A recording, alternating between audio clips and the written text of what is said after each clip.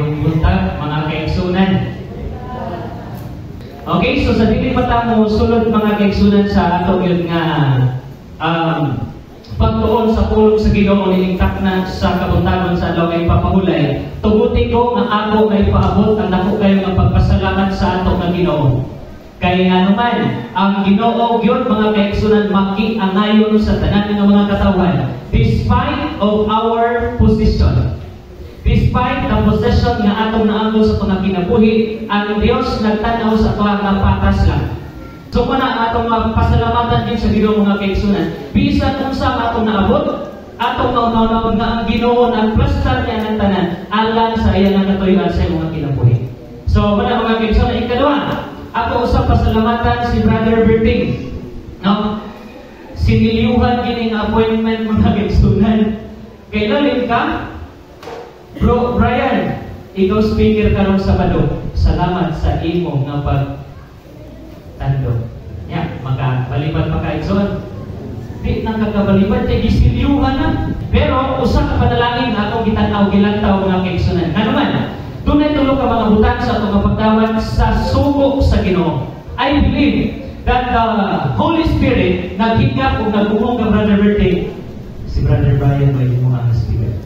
Brother Berting, nagtuo ko Brother Berting na ang balang Espiritu mao gyud naghumong sa mga himuon ko na instrumento sa atong mensahe gitingtad na sa kabutagon. Daghang salamat Brother Berting ini gayon ug labot sa tanan sa ato ang buhi nga Ginoo. So, doon ako'y tulog ka mga butang importante nga butang para sa ako nga kagalingon. Unang-una, gusto ko nga motubo diha sa buluhaton sa Ginoo. Gusto ko motubo diha sa grasya sa Ginoo. In fact, ang grasya sa Ginoo nagpakita nagpadayan kanato nga ang tao nga gusto nga motubo diha sa iyang grasya motubo mga kaigsunan. Ikaduha, ang ato nga talento dili gyud na mahabol. No? Dili mahabol mga kaigsunan kung naa ka na talento basta kaya o kaadaw nato nga mahimo o kaya nato mahimo alang sa buluhaton sa Ginoo nga dili nato mapakaulawan ng Ginoo. Say yes. Kaya nga naman para na sa imo o alang sa buluhaton sa Dios mga kaigsunan.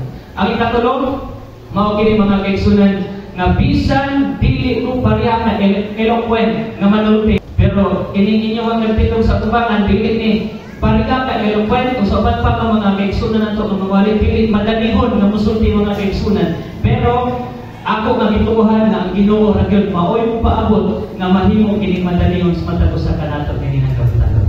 So ang ato nga mensahe ni kabutagon mga kaigsunan ako ni giuluhan. Heaven is not a destination. It is a choice. Sama sa atong paghani dinhi sa simbahan mga kaigsunan karon nga adlaw kay papahulay, dili ni destination, but it is my choice and it is your choice. So it is a choice. Going to heaven is not a destination. It is a choice. Ang teksto na atong makita o mabasa diha sa Deuteronomio Kapitulo 30, versikulo 19 nga nalingon. I call heaven and earth to record this day against you, that I have set before you life and death, blessings and mercy. Therefore, choose life, that both thou and thy seed may live. Atong idugo atong mga ulo mga kaigsunan as pagpo. Dios namo nga labing gamanan. Padayon kami magpaabot sa dako kayo nga pagpasalamat diha kanimo.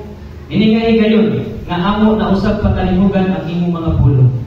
Tabagi nga Dios ang matagusan. Ilabiligid nga hikanako nga ikaw magagkunsad sa balang nga Espiritu sa matagusan nga ang mga pulong nga buot nimong ihatod sa matagusan kanamo amo kining matugkad o aron amo kining kinabuhian samtang nagulat kami sa imong pagpadayon. Kiniktanan o Diyos among lauman nga among madawat tungod lamang sa grasya o gahom ni Ginoong Hesus nga among manluluwas. Amen. So, kung atong i-contextualize mga kaigsunan, ang ginayon, therefore, choose to be in heaven. Mga mga kaigsunan, ang rason nga nangarita sa simbahan, why we choose to be or to go to church, because ang atong point, ang atong atumo is we are going to choose to be in heaven. No? Kay ang pag-adto sa langit mga kaigsunan, uban na diha ang pagdawat sa kinabuhing walay katapusan. And then, matata din pilia ang kinabuhi aron mabuhi ikaw o ang imong panimalay o imong kaliwatan. And then, ang question mga kaigsunan, kinsa man sa inyong adinhe ang ganahan mo nga tuog langit din? Kinsa may ganahan mo nga tuog langit? Kagaway naman kititaw na. Ang dili ganahan. Diyan yung sa kasenaryo mga kaigsunan. Unang-una, ay ito dili ni mahitabo sa among mga anak. Nga tunay magtutudlo, mamangutana na siya mga estudyante nga, class, kinsay ganahan mo nga tuog langit? Isa tanan. Isa sila tanan. Naagi usa ka dili mo isa mga kaigsunan. Dili pareha sa ganailon na daghan ang mga isa. Kato usa ra gyud ang walang isa. Unya, curious ang maestra yan ipamutana, Dok. Di ka ganahan mo nga tuog langit? Ingon na siya, Ma'am, pili lang kong matog langit, Ma'am. Kay pabulion ko sa iyo ni Mama. Pili siya, ganahan mo matog langit, kay pabulion siyang Mama. And likewise, nahitabo pa nila sa mga anak kanang ikaduha. Gipangutanan ni Teacher Ellen nga kinsa may ganahan mo matog langit, ang mga kauban, mga kaigsunan ng isa, except lang sa mga ikaduha anak. Same scenario, gipangutanan ni Teacher Ellen. LL mo pa lang ka. Dili ka ganahan mong gatag langit. Sa dili ko ay kay puno na underplay. Di ta kasigo. What hinder us to get to heaven? Mao ni ang tubag mga kaigsunan. Having a Pharisee eyes. Kung atong tanawon mga kaigsunan sa history sa Bible, tanan ang mga Parasiyo mao gid pagka gitawag na gikonkludan na Ginoong Jesucristo nga hypocrite. Mga hipokrito, mga kaigsunan. Why? Kaya gusto lang ilang ginasusi sila mga kagalingon sa mga tao sila na palibot ang sayon sa uban. They have or they are having ang Pharisaic eyes, and this is the thing na makapabugong, makapabanda sa kanimo o kanako mga kaigsunan nga makamadto kitang langit. Kaya naman, unsay kinayas mga Pariseo, nagsalig sila mga kaigsunan nga sila matarong. Self-righteous but because of self-righteousness, they think nga mas maayo pa sila kaysa sa uban. And then, nagtamay sa uban, tungod kinaguna-una man sila mga kaigsunan, nga mas maayo pa sila sa uban, o ilang kagihuna-una nga ang kanang mga tao sa ilang palibot, ubos sa ilang nga status sila nga kinabuhi. And then, if we have this, para sa eyes mga kaigsunan, Rospelina, mao ni atong isulti. O Dios, nagpasalamat ako kanimo nga ako dili ingon sa ubang tao. Mga mangingilog, dili matarong, mga mananapaw, o dili usab ingon niining maniningil sa buwis. Kay in Bible history mga kaigsunan, ang kaning publican or maniningil o buwis, makasasala na sila nga panahon. That is why ang mga Pariseo ilaha ginang isigi o ganang susi, ilaha ginang itanaw ang tanan ng mga sayo sa mga katawhan. But do you think na Pariseo mga kaigsunan, mga damutan lang sila ng mga tao? Dapat sila maayo mga kaigsunan. Pharisees are good, di ba niya? And even the best among men. They are morally upright and earnest enough not to break the law of God. Pangtan ng mga kaigsunan, kita ng mga Seventh-day Adventists, wala bataan na kinaiya.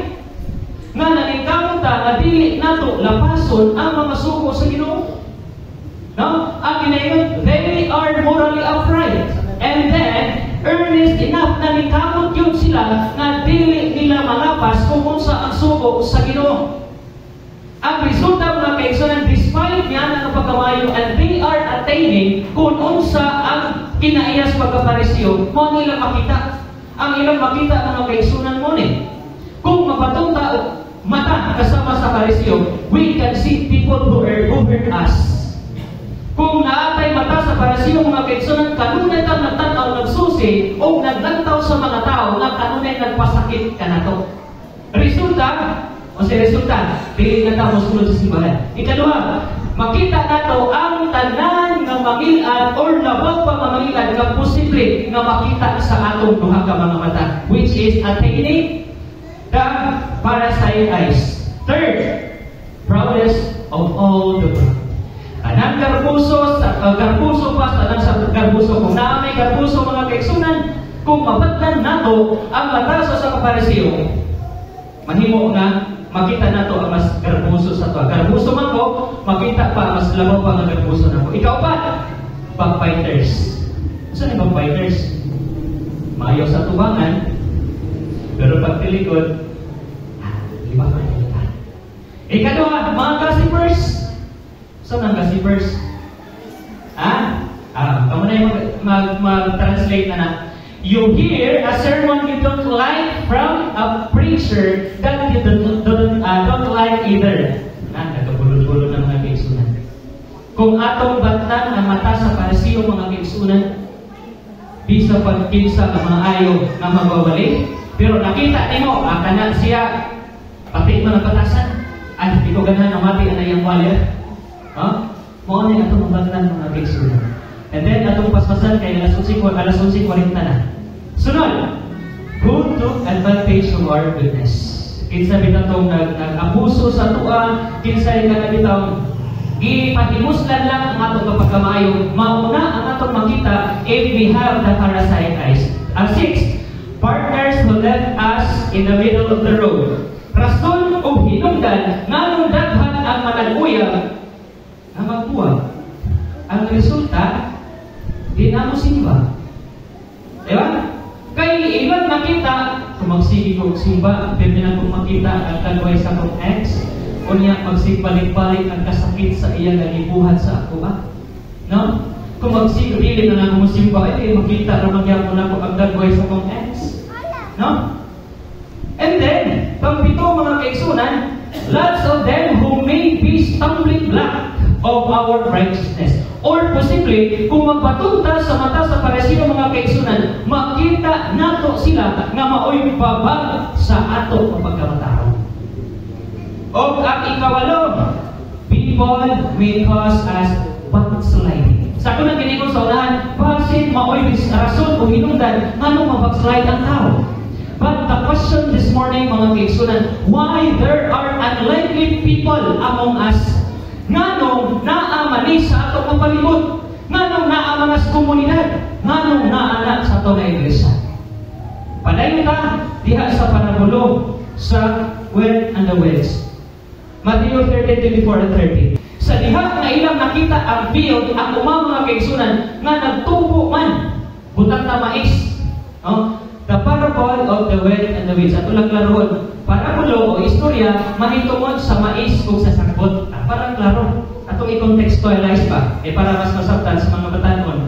No, wala kay siguro lisod pa kayo sabto ng kaning word nga buglayon. No? Lisod pa ni sabto ng word nga buglayon. Kay akong i-contextualize mga kaigsunan na ang buglayon mao ni mga sakbot, mga bugag, mga saning mga tay. Sige mga tay gani kanang basta kanang imo na sa ingana.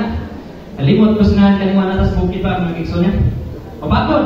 Pabagod Mo'y makita na nagdungang tubo, mais, o mga sabot. Karon tunay usan niya ang mga tinunan, anong tanan? Diba ang Ginoo? Wala ba ikaw ng pugas o mayong binhi sa imong uma? Pusa, di mandikan ang buglayon. Diba? Magtutudlo, diba ang Ginoo? Nagpugas magagpina kanindot nga klase sa mais, diha sa imong uma. Pero ngano magitubo man ang buglayon, ngano gitubo man ang bugag, ngano gitubo man uban nila ang mga sabot, ang mga bagod. Pero unsay tubag sa Ginoo mga kaigsunan? Sa ilahan din na ingon siya, buhat kana sa kaaway. Buhat sa kaaway kana. Sunod, niingon pa gini ang servant. Lord, buot ba ikaw na amo kining pangindot? Buot ba ka Ginoo nga amo ning laruton ang mga bugang, ang mga sakpot, ang mga bagon na nidungan pagtubo sa mais sa imong uma?